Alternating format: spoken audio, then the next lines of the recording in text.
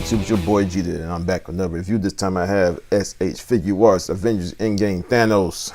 Here's the box it comes in. Nice Avengers Endgame logo up front. Avengers logo on the side. Product shots in the back of the figure. Nothing on the other side. Not really on the top. Product shot Thanos on the bottom. Off the box goes. Inside the box with your Thanos figure, you get accessories. It comes with the instruction sheet right there. It comes with 2 extra hands, one stylized hand. It comes with a weapon holding hand. It comes with 2 additional faces, a little smiling, grinning face, smirking face, and an intense emo face.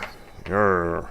And also comes with 2 other gauntlet hands, one relaxed and another gripping stylized hand for that. And he comes with this double-bladed sword, which is not accurate to the movie.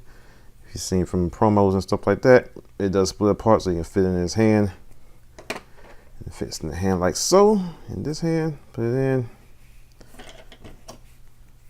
and it's keyed so you can't put it in the correct way, and it holds just fine. It does get a little bit of wiggle in it, but that is okay.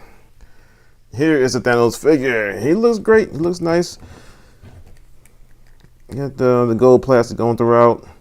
You got some painted detail also. Sculpted, molded details also. And he looks pretty good. Not 100% accurate to the movie. I'm not sure. Well, I guess I know why they did it, but I wish they would have gave you an alternate and package thing to make it more accurate. But yeah, you can see the face that he comes with. It's just a regular relaxed face. And yeah, I know you can see that at night the brow casts a shadow in his eyes, but look, he's like looking up and everything. Same thing I had a problem with the Infinity War Thanos. He looked kind of like he's drugged, half out of it, had a few beers and everything, but other than that, he looks fine. And to swap out his faces, all you gotta do is pull off the front of the helmet, which is not the easiest thing to do. See, comes like that. Looks kind of like RoboCop with his helmet off right there. Pull the face off, and you can just peg the other face in to this peg hole right there.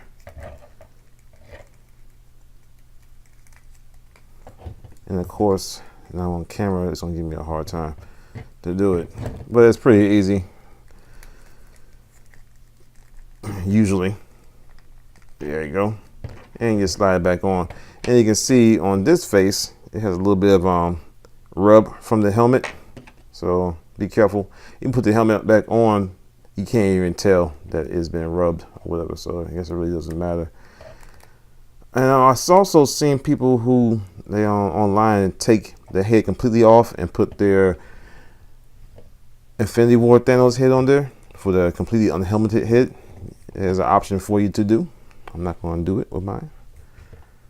But as far as articulation goes, you cannot look up at all because of the high collar back there. You can't look down. Head is on a ball joint, so he can not, very little tilt side to side, but you get an extra move because the neck is moving on there.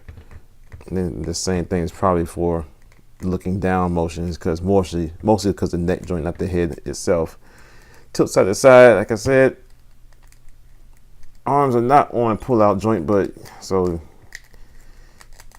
going around 360 seems to be a little bit of a challenge.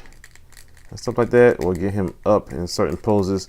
You just have to finagle this joint the way you see fit. I wish they would have did some kind of pull out method for the arms to get past these shoulder pads right here. No bicep rotation, but you do get a bit of rotation up here in the upper shoulder. Double hinged elbow, get you a little bit more than 90 degrees.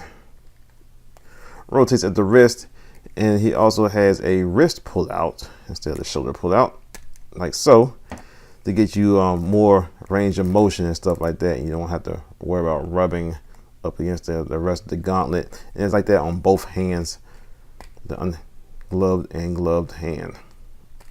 So that's pretty good. Here's a diaphragm joint. You can get rotation, you can tilt side to side, whatnot. Forward, a little tiny bit back, not that much though. Not even really worth mentioning. Can crunch forward at the waist, can move back at the waist, can rotate at the waist, and he can pop the ball joint, double ball peg right there, and he can tilt side to side very, very slightly at the waist.